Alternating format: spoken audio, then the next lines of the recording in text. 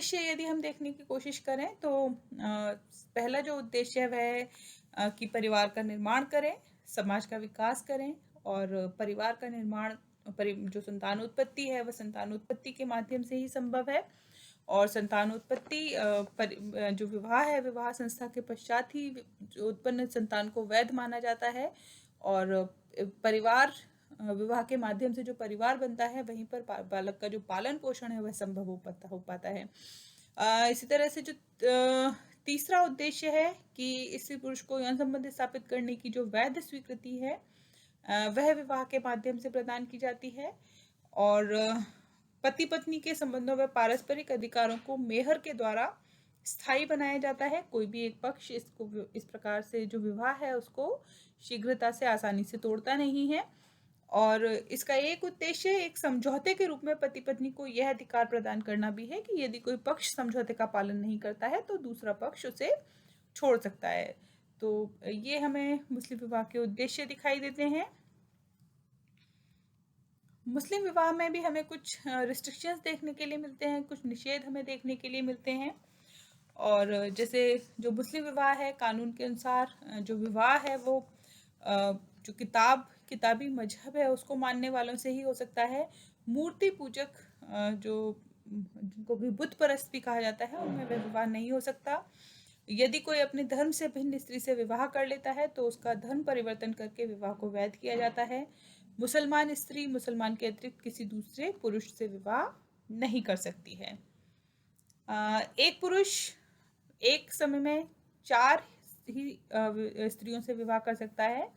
5वीं स्त्री से वह विवाह नहीं कर सकता। यदि वह ऐसा करता है तो उसे 5वीं स्त्री से विवाह करने के लिए पहली स्त्री को तलाक देना पड़ेगा। और जो गवाह तथा काजी का होना बहुत आवश्यक है विवाह के समय। और जैसे कि गवाह की हम बात कर चुके हैं कि 2 गवाह होंगे, दोनों पक्षों से एक एक गवाह का होना अनिवार्य है। और एक गवाह जो है वो जो महिला है वो महिला एक महिला 2 पुरुषों के समान नहीं, दो महिलाएं एक पुरुषों के समान मानी जाती हैं। तो उस हिसाब से जो गवाह हैं उन गवाहों की उपस्थिति अनिवार्य है। एक महिला अपने पति के होते हुए किसी अन्य पुरुष से वह विवाह नहीं कर सकती है। और तो महिला के लिए हमें एक विवाह का ही नियम देखने के लिए मिलता है। जो स्त्री है वह इद्दत की अवधि में दूसरा विवाह नहीं कर सकती है। जैसे कि यदि पति की मृत्यु या तलाक के बाद स्त्री दूसरा विवाह करना चाहे तो उसे 3 माह 13 दिन जो कि इद्दत की अवधि कहलाता है, अर्थात 3 पीरियड्स के बीच का समय, इस अवधि में महिला विवाह नहीं कर सकती है। इससे यह पुष्टि हो जाती है कि वह जो स्त्री है वह गर्भवती नहीं है। और इसके अतिरिक्त गर्भवती स्त्री यदि कोई विवाह कर लेती है और तो जो बच्चा है बच्चा होने तक वह विवाह नहीं कर सकती। यदि वह विवाह करती है तो उसका जो विवाह है उसे भी अमान्य घोषित कर दिया जाएगा।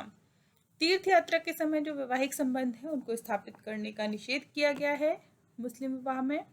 और बहुत ही समीप के जो रक्त संबंधी हैं उन रक्त संबंधियों के मध्य भी विवाह का निषेध किया गया है। तो इस्लाम में जिन स्त्रियों का निकाह नहीं किया जा सकता उन्हें मरहम कहते हैं। और अपने ही निकट के संबंधियों में माँ, बहन, बेटी, पोती, भतीजी, भांजी में विवाह करने की इजाज़त नहीं है। सगे मामा, चाचा, मौसी, बुआ के साथ भी निकाह नहीं हो सकता।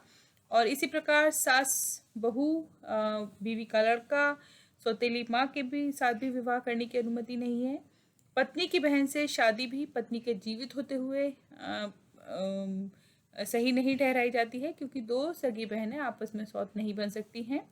मुस्लिम विवाह में बाधाओं या निषेधों के 2 रूप हैं। जब बाधाएं ठीक कर ली जाती हैं तो उसे फासिद निकाह कहते हैं, और जब बाधाएं ठीक नहीं की जा सकती तो उनको बातिल निकाह की संज्ञा दी जाती है। फासिद निकाह जैसे बिना काजी के विवाह करना, 4 पत्नियों के रहते हुए 5वां विवाह, धर्म से बाहर विवाह, इद्दत की अवधि में विवाह पर प्रतिबंध आदि फासिद विवाह के उदाहरण हैं। और इनको सही करके उस विवाह को ठीक किया जा सकता है, जैसे कि काजी की उपस्थिति में विवाह कर लेना या 4 पत्नियों में से किसी को एक को तलाक दे करके 5वें विवाह को जायज कर लेना। और धर्म से बाहर विवाह धर्म परिवर्तन के माध्यम से इसको भी सही किया जा सकता है। तो और जो बातिल विवाह है इसके अंतर्गत पति के जीवित रहते हुए तलाक लिए बिना दूसरे पुरुष के साथ विवाह, निकट के रक्त संबंधियों में विवाह, ऐसे बच्चे जो एक ही माँ के ना हो पर उनका पालन पोषण एक साथ हुआ हो, अर्थात एक ही माँ का उन्होंने दूध पिया हो, तो इस प्रकार के जो विवाह हैं वे बातिल विवाह में आते हैं और इनको किसी भी प्रकार से ठीक नहीं किया जा सकता और ये विवाह संपूर्ण रूप से निषिद्ध हैं, इनको पूरी तरह से अवैध ठहराया गया है। मुस्लिम विवाह में जो मेहर है वह निकाह का आधारभूत अंग है। मुस्लिम कानून के अनुसार बिना मेहर निकाह की संभावना नहीं रहती है और मेहर वह धनराशि है जो कि पति अपनी पत्नी को विवाह के समय देता है या फिर देना कबूल कर लेता है कि जब भी इसकी ज़रूरत पड़ेगी तो वह जो निश्चित की गई धनराशि है वह वो अपनी पत्नी को चुका देगा। तो जो विल्सन है वो उनका कहना है कि पत्नी द्वारा शरीर के समर्पण का प्रतिफल है मेहर की धनराशि और जो कुछ अन्य विद्वान हैं वो ये कहते हैं कि यह या तो वह धनराशि या अन्य प्रकार की संपत्ति है जिसे पत्नी विवाह के द्वारा प्राप्त करने की हकदार हो जाती है। यह एक बाध्यता है जिसे विधि द्वारा पति के ऊपर पत्नी के प्रति आदर के प्रतीक के रूप में अधिरोपित किया जाता है। मेहर तथा वधु मूल्य में अंतर हमें दिखाई देता है। जो वधु मूल्य की राशि है वह वधु के पिता को मिलती है, जबकि मेहर की राशि केवल और केवल उस पर वधु का ही अधिकार होता है। प्राचीन अरब समाज में यह राशि वर पक्ष की ओर से कन्या पक्ष को दी जाती थी, जिसका अधिकारी कन्या का पिता होता था, उसे हम सदक के नाम से जानते थे। तो मेहर, वधु मूल्य और सदक, तो जो वधु मूल्य और सदक हैं वो कुछ मिलते जुलते हैं, लेकिन मेहर और सदक और मेहर और वधु मूल्य में हमें अंतर दिखाई देता है। इस्लाम के प्रभाव से मेहर की अरबी परंपरा थोड़े परिवर्तनों के साथ इस्लाम में एक परंपरा बन गई और पवित्र ग्रंथ कुरान में कहा गया है कि यदि तुम अपनी पत्नियों से विवाह विच्छेदन करते हो तो भी उदारता पूर्वक करो, तुमने जो कुछ उन्हें दिया है उसे वापस लेने की तुम्हें आज्ञा नहीं है। इसका अर्थ यह हुआ कि जो मेहर है वह नारी की संपत्ति बन गई और पैगंबर ने जहां पति को विवाह विच्छेद का अधिकार दिया वहीं पत्नी को मेहर की धनराशि पर एकमात्र अधिकार भी उन्होंने प्रदान किया। यदि निकाह के समय मेहर तय न हुआ हो तो पति व पत्नी की हैसियत के अनुसार काजी को मेहर तय करने का अधिकार प्राप्त है या फिर विवाह विच्छेद के समय अदालत को भी मेहर तय करने का अधिकार है। और ये जो मेहर है मैंने जैसे पहले बताया कि इसको एक आर्थिक सुरक्षा का साधन भी माना जा सकता है। मेहर का धन पति के तलाक देने या मृत्यु हो जाने पर पत्नी उपयोग कर सकती है। यद्यपि न्यूनतम तथा अधिकतम मेहर की कोई निश्चित सीमा नहीं है, फिर भी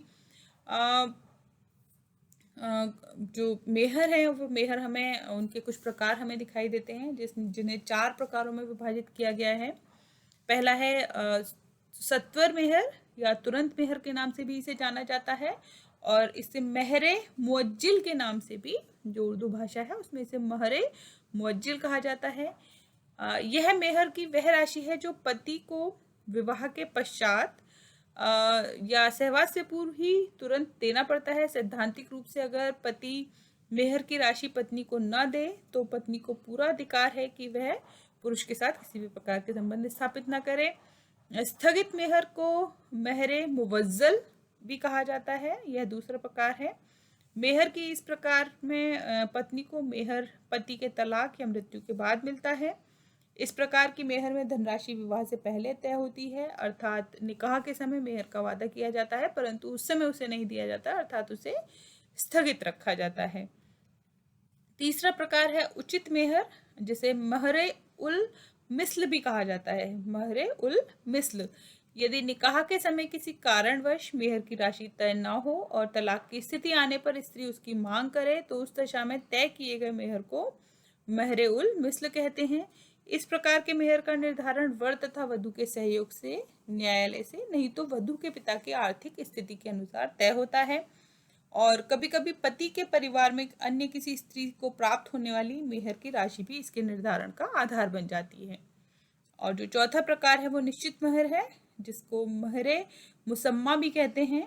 यह वह मेहर है जो विवाह से पूर्व या विवाह के समय निश्चित किया जाता है और इसका भुगतान भी सामान्यतः विवाह के समय ही किया जाता है।